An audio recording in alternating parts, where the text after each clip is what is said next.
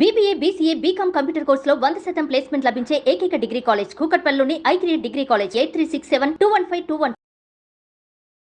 నమస్తే అమ్మా. నమస్తే అమ్మా. అమ్మ, శ్రావణ మాసంలో ఉన్నాము. శ్రావణ మాసం అనగానే మనకి లక్ష్మీదేవి గుర్తొస్తారు. వరలక్ష్మి వ్రతం చేసుకుంటాము. లక్ష్మి స్థిరంగా ఉండాలని చెప్పి ఎవరు ఎప్పుడు పూజలు చేసినా చేయకపోయినా ఈ మాసంలో మాత్రం తల్లిని కొలుస్తా ఉంటాం. అవును. ఆ తల్లి స్థిరంగా ఉండాలి, మన దగ్గరే ఉండాలి అని కనుక అనుకుంటే మన దగ్గర కూడా ఉండాలి అనుకోవాలి. మన దగ్గర కూడా ఉండాలనుకోవాలి, మన దగ్గరే అనుకోకూడదు అంటారా? అలా అనుకుంటే ఉండదు. సరే, మన దగ్గర కూడా ఉండాలి అని అనుకుంటే మనం చెయ్యకూడని పనులు ఏంటి? ఏమి చెయ్యకూడదు అనేదాన్ని ఏం చెయ్యాలో చెప్తూ మన వాళ్ళు నెగటివ్ గా చెప్పిన దానికన్నా పాజిటివ్ గా చెప్పింది కనపడుతుందమ్మా. తప్పకుండా. ఇప్పుడు వరలక్ష్మి వ్రతం కథలోనే ఆ వరలక్ష్మి చారుమతికి కనిపించింది కదా. ఎందువల్ల చారుమతికి కనిపించింది లోకంలో ఇంతమంది ఉండగా? అంటే చారుమతి యొక్క గుణాలు ఆవిడికి నచ్చాయి. ఆవిడ అత్తమామల్ని బాగా చూసుకుంది, గయ్యాళి కాకుండా ఉండేది. అంటే ప్రధానికి నెగిటివ్ గా చూడడమే కదా గయ్యాళితనం అంటే. బాగున్నావా అని అడిగామనుకో, ఏ నీ బాగుండటం నీకు ఇష్టం లేదా అని అడుగుతారు. ఇలా మాట్లాడే వాళ్ళు ఉన్నారా లేదా? ఇది గయ్యాళితనం అంటే. అంటే ఏది చెప్పినా దాన్ని సానుకూల దృక్పథంతో తీసుకోవడం అది సరైన పద్ధతి. తర్వాత సంతోషంగా ఉండేది, ఉన్నంతలో తృప్తిగా ఉండేది, హితంగా మితంగా మాట్లాడేది అని చెప్పారు. ఈ గుణాలు ఉన్న చోట వరలక్ష్మీదేవి మనం పిలవకుండా మన ఇంటికి వస్తుంది. ఇవి మనలో మనం పెంపొందించుకోవాలి. అంటే దీన్ని బట్టి మనకేమర్థమైంది? ఇల్లు కూడా శుచిగా పెట్టుకునేది. ఆవిడ బాగా చదువుకుంది కూడాను.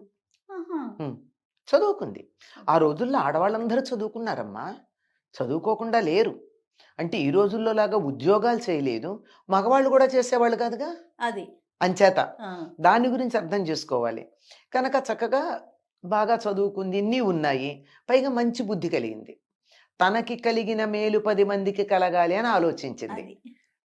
అదే కన్నా మీ ప్రశ్న దగ్గర నా దగ్గరే ఉండాలని కాదు, నా దగ్గర కూడా ఉండాలి అనుకున్నప్పుడు, ఎందుకంటే లక్ష్మీదేవి చెంచల. ఆవిడ నామాలు చెంచలాయే నమః, చపలాయే నమః అని చెప్తూ ఉంటాం. చెంచలంగా లేకపోతే ఏమవుతుందమ్మా, డబ్బు ఒక చోట ఉంటే కంపు కొడుతుంది. ఏదైనా సరే నిలవ ఉండకూడదు. ఆంగ్లంలో కూడా ఏమంటాం, ధనాన్ని కరెన్సీ అంటాం. అంటే ప్రవహించేది. ఒక చోట ఉంటే దానికి విలువ లేదు. బీరువాల్లో దాచుకుంటే ఏమవుతుందమ్మా, అంతకుముందు 1000 రూపాయల నోట్లలాగా అయిపోతుంది. అంతే కదా. ఇప్పుడు మరి 2000, 500 కూడా అలా అవుతాయేమో మనకి తెలియదు. వాడుకుంటూ ఉంటే ఉపయోగంగా ఉంటాయి. కనుక కదులుతూ ఉండాలి, తిరుగుతూ ఉండాలి, ఉపయోగపడుతూ ఉండాలి. అలా ఉండేటట్టుగా చేసినప్పుడు మాత్రం లక్ష్మి స్థిరంగా ఉంటుందమ్మా. లక్ష్మి అంటే డబ్బు మాత్రమే కాదు కదా, అన్ని రకాల సంపదలు లక్ష్మి. ఆరోగ్యం ఉండాలి, సంతానం ఉండాలి. అందుకే అష్టలక్ష్ముల గురించి చెప్పారు. చేత అన్ని లక్ష్ములు గనక అందులో ఉన్నట్టయితే సంతానలక్ష్మి, విద్యాలక్ష్మి, ధనలక్ష్మి, ధాన్యలక్ష్మి, ధైర్యలక్ష్మి, విజయలక్ష్మి, ఇవన్నీ కూడా సంపదలే మనకి. ఇవన్నీ ఉండాలి అంటే ఏం ఉండాలంటే అవన్నీ నాకే ఉండాలి అనుకోకూడదు, 10 మందికి పంచాలనుకోవాలి. ఉన్నదాంతో తృప్తి పడాలి. ఇవాళ నా దగ్గర ఉన్నదానికి నేను తృప్తి పడకుండా ఇంకోటి కావాలని తాపత్రయపడుతూ ఉంటే దీన్ని అనుభవించటం మానేశాను కదా నేను. అంతేగా. రేపటి గురించి ఆలోచిస్తే వాళ్ళని కోల్పోకూడదుగా. అది అంటే అట్లా ఎక్కడికెక్కడ ఖర్చు పెట్టేసి రేపటికి అలా ఖాళీ చేసేసేమని చెప్పట్లేదు. దాని గురించి వర్రీ కావద్దని చెప్పడం. బాధపడద్దు, చింతపడవద్దు. ఎంతవరకు కావాలో అంతవరకే వినియోగించుకుంటూ సంతోషంగా హాయిగా ఉండాలి. ఇలా ఉండాలని చెప్తారు. ఇలా ఉండాలి అంటే దీనికి మౌలికంగా కావాల్సింది లక్ష్మీదేవి తాను ఉంటానని చెప్పినటువంటి ప్రదేశాలను మనం గమనించుకుంటే అర్థమవుతుంది. ఆవిడేం చెప్పింది, తను ఉంటానని చెప్పిన ప్రదేశాల్లో కొన్ని చెప్తాను నేను. ఒకటి ఏమిటంటే, శుచిగా ఉన్న చోట ఉంటానంది ఆవిడ. శుచిగా అంటే పరిసరాలు శుచిగా ఉండాలి, ఇల్లు శుచిగా ఉండాలి, ఇంటి చుట్టూ కూడా శుచిగా ఉండాలి. నా ఇల్లు బాగా పెట్టుకున్నాను కానీ నా ఇంట్లోకి రావడానికి మురుగులోంచి రావాలంటే ఎవరు వస్తారమ్మా? కనుక పరిసరాలు శుచిగా ఉండాలి, ఇల్లు శుచిగా ఉండాలి, నా ఒళ్ళు శుచిగా ఉండాలి, అన్నిటినీ మించి నా మనసు శుచిగా ఉండాలి. ఇవి 4 శుచిగా కనుకున్నట్టయితే లక్ష్మీదేవి రావడానికి సిద్ధపడుతుంది. మిమ్మల్ని నేను మా ఇంటికి పిలిచాను, కానీ మా ఇంట్లో కుర్చీల నిండా విప్పిన బట్టలు, తడి టవల్స్ ఏవేవో ఉన్నాయి. రండి రండి అన్నాను. వచ్చి ఏం చేస్తారమ్మా? అలా చేతులు కట్టుకొని ఓ నుంచోవడం. నిమిషం నిలబడి వెళ్ళొస్తానమ్మా అంటారు. ఉమ్. కానీ నేను చాలా ఆహ్లాదకరంగా ఇంటిని పెట్టి మీరు వచ్చి కూర్చొనేట అబ్బా కూర్చుంటే బాగుండు అనిపించేట్టుగా నేను పెట్టగలిగాను అనుకోండి, వచ్చి కూర్చుంటారు. అంతేగా. అంతే కదా. అవునమ్మా. ఒకవేళ వెళ్ళినా మళ్ళీ వస్తారు ఉమ్. ఈ ఇంట్లో బాగుంది అని. కొంతమంది ఇళ్ళకి వెడితే మళ్ళీ వెళ్ళాలనిపిస్తుంది. కొంతమంది ఇళ్ళకి వెడితే అబ్బా ఎప్పుడు బయటపడదామా అనిపిస్తుంది. అవును. ఎప్పుడు బయటపడదామా అనిపించడం ఎందుకు అనిపిస్తుంది అంటే ఇంట్లో నెగిటివ్ ఫీలింగ్స్ ఉంటే ఉంటుంది. ఉమ్. నెగిటివ్ ఫీలింగ్స్ దేనివల్ల వస్తాయి? కోపము, చికాకు, అసూయ, ఈర్ష్య ఇవన్నీ ఉన్నప్పుడు. ఇవన్నీ ఉన్న చోట నా మనసులోంచే వస్తాయి కదా అవన్నీను. ఉమ్. నేను ఎవరినన్నా మిమ్మల్ని చూసి అబ్బా జయ ఎంత బాగుందో అని అనుకున్నాను అనుకో, అంటే ఎంత బాగుందో అని ముచ్చటపడ్డం వేరు, ఎంత బాగుందో అని నేను నెగిటివ్ గా. ఈర్ష్యపడడం వేరు. అవును. నేను ఈర్ష్యపడితే వెంటనే నాలోంచి నెగిటివ్ ఫీలింగ్స్ వస్తాయి. మీరు నా ఇంట్లోకి రాగానే మళ్ళీ వస్తాలండి అని చెప్పి వెళ్ళిపోవటం ఉంటుంది. ఉమ్.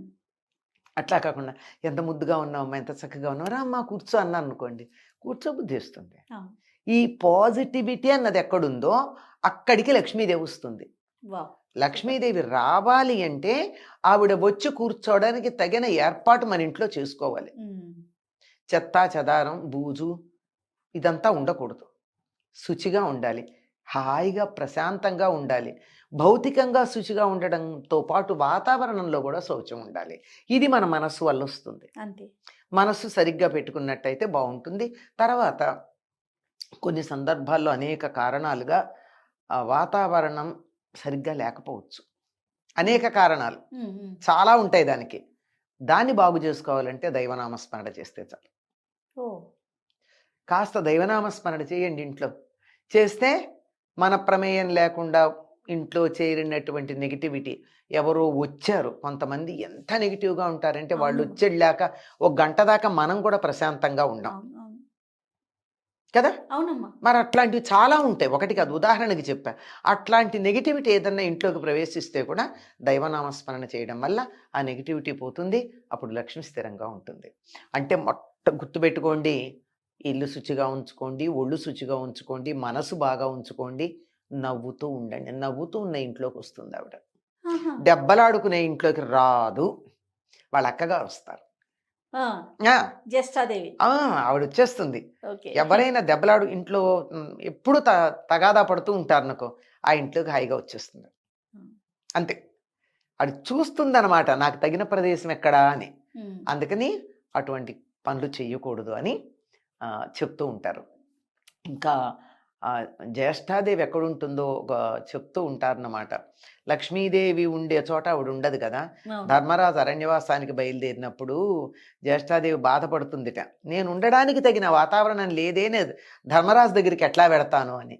ఓహో. చేటలో పళ్ళను చెరపడే రాజు, కట్టి విడిచిన బట్ట కట్టడే రాజు, ఆడి విడిచిన నీటి నాడనే రాజు. అంటే ఆయన ఈ పనులు ఎప్పుడూ చేయలేదు కదా, నేను ఆయన దగ్గరికి ఎట్లా వెడతాను అంటే ఇవన్నీ లక్ష్మి ఉండే స్థానాలు. ఓకే. కట్టి విడిచిన బట్ట కట్టడు, ఒకసారి కట్టి వదిలేసినటువంటి బట్ట మళ్ళీ కట్టడు. వేసుకోడు. ఒకళ్ళు స్నానం చేసి వదిలేసిన నీళ్లతో మళ్ళీ స్నానం చేయడం. ఉహుం. అక్కడ పోసి పెట్టినటువంటి చాటలో పోసిన పళ్ళని చెడగొట్టడు, అంటే ఒకళ్ళకి ఇవ్వడానికి పెట్టినటువంటివి. ఇలా ఒక పట్టిక చెప్తారంటే ఇవన్నీ కూడా లక్ష్మీదేవి ఉండేటటువంటి స్థలాలు. అందుకని జ్యేష్ఠాదేవిని రాలేనమ్మా అంటుందన్నమాట అక్కడికి. ఓకే. అది కాబట్టి ఇలా మనం జాగ్రత్తగా ఉంటే జాగ్రత్త. శుచి అన్నిటికన్నా ప్రధానం అమ్మ. ఇవాళ అవన్నీ చేయలేకపోవచ్చు, కానీ అవును. మనం హాయిగా శుచిగా ఉందాం. మానసికంగా, శారీరకంగా, ఇంటి పరంగా శుచిగా ఉందాము. ఎవరి గురించి చెడు ఆలోచించద్దు. అది. నవ్వుతూ ఉందాం. ఉన్నంతలో తృప్తి పడదాం. ఆ. అది చాలా ముఖ్యం. అవును. చారుమతి కథలో లాగా. అంతేకాకుండా ఇతరులు బాగుండాలని కోరుకుందాం, అందరూ బాగుండాలని కోరుకుందాం. అప్పుడు లక్ష్మీదేవి మన ఇంట్లో నువ్వు రామ్మా అని పిలవకపోయినా వచ్చి కూర్చుంటుంది.